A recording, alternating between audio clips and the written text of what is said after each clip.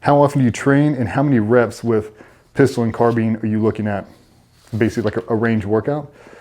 Dude, we'll go in there for an hour, and if we're not shooting knowledge transfer with you, if it's just an instructor training day, we go in with the typical loadout. I have 2 or 3 carbine mags, 3 pistol mags, and I like to start out a cold bore bill drill, no optic, right out of the gate, just to see where I'm at, and it really puts me back in alignment. I'll just be honest, I'm usually not off, because I feel like that system it's so instinctual anyway. To me, it just makes sense. I'm just gonna drive this thing between my 2 eyes and prep the trigger and not let the gun move, and I'll be pretty accurate. So if I am, now it's just really building my cadence in.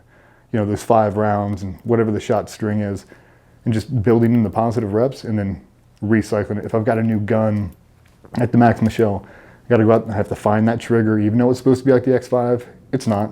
Everything's different. Every single gun is different. We have to find the trigger reset. You gotta find the wall and then feel how it feels in my hand.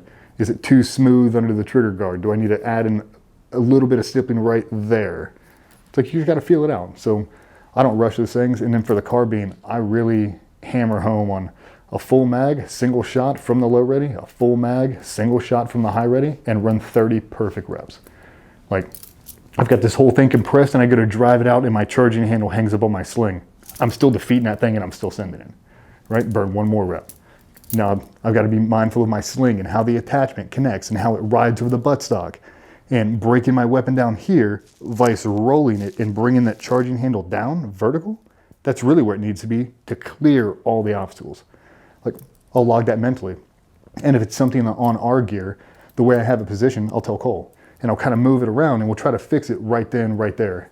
And if we can't, like hard reset, is this a problem that everybody else is dealing with? Is this why nobody wants to go to high ready? Because it's harder, because you're trying to defeat a sling. Is that the issue? Because if it is, we got to fix it. Because we're not trying to sell the high ready, we're not trying to sell the low ready, we're trying to sell being fucking ready.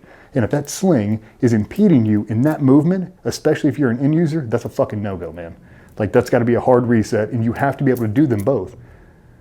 Because reality doesn't give a shit, dude. They don't care if you're on a full-time team and you're walking out of the hallway at a high port and the adjacent door opens up and your point man has dropped it, and you are faced with an active shooter inside of 8 feet and your gun is single hand at the high port. Reality doesn't give a fuck, man. It doesn't.